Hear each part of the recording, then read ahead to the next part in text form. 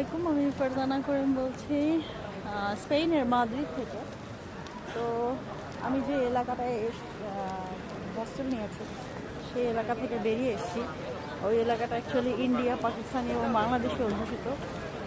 সেখান থেকে বেরিয়ে আসার পরে স্প্যানিশ রেস্টুরেন্টের সামনের অংশে দেখতে পাচ্ছি যে আগুন জ্বালিয়ে দিয়েছে ওরা। এটা খুব ভালো লাগছে, যাতে বাইরেও ওরা হিটার অনুভব করে, বাইরে বসে তারা খাবার এনজয় করছে এবং হিট অনুভব করছে যে আগুন জ্বালিয়ে দিয়েছে। আর এখানে বাংলাদেশি ভাইদের দেখছি যে তারা খুব ব্যবসায় ভালোই করছে। এখানে ইউরোপের বিভিন্ন জায়গায় ব্যবসা ভালোই করছে সবাই, খারাপ না। এই কবুতরগুলো আমার মাথার উপর দিয়ে যাচ্ছে, ওরা একটুও ভয় পায় না। তো আমার কাছে এই আগুনটা খুব ভালো লাগছে যে ওরা খাওয়ার সময় ফ্লাওয়ারের স্মেল অনুভব করতে পারছে, আবার আগুনও আছে। এই দিকটা নিচ্ছি, আমার কাছে ভালো লাগছে কারণ হচ্ছে বাইরে ঠান্ডা।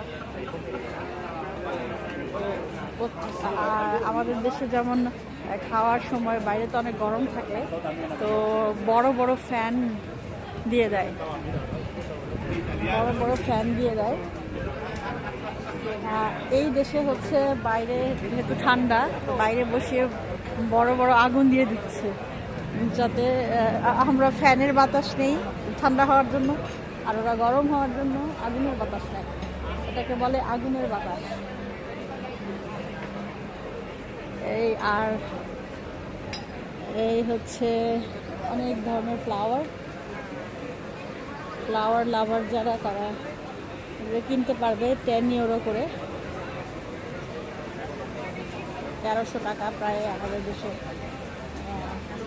এরকম 1300-1400 টাকা আর কি। এক একটা বাঞ্চ 10 ইউরো করে।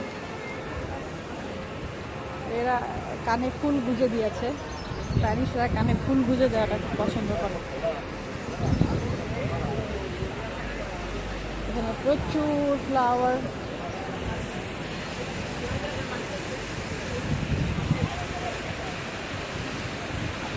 আর এই হচ্ছে পানির ফোয়ারা করে রেখেছে।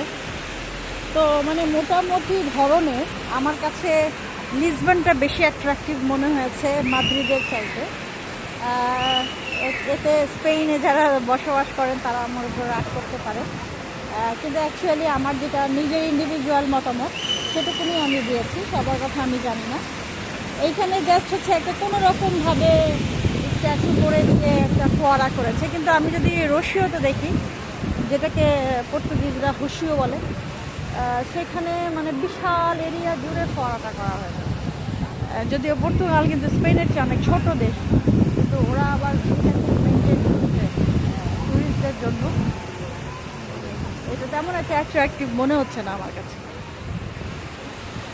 এই যে ফ্লাওয়ারের দোকান বসায় রাখছে একদম ফুটপাতের মতো করে আমার পেছনে, খুব সুন্দর গন্ধ বেরোচ্ছে, খুব ভালো লাগছে। ফুলের উপরে আমি আবার আরেকটা ভিডিও করব। এখন আমি প্লাজা মায়ারে যাই, মানে প্লাজা মায়ারে যেতে যেতে এই সমস্ত দৃশ্যগুলো ভিডিও না করে পাচ্ছি না। এটার সাথে একটা ছবি তুলি।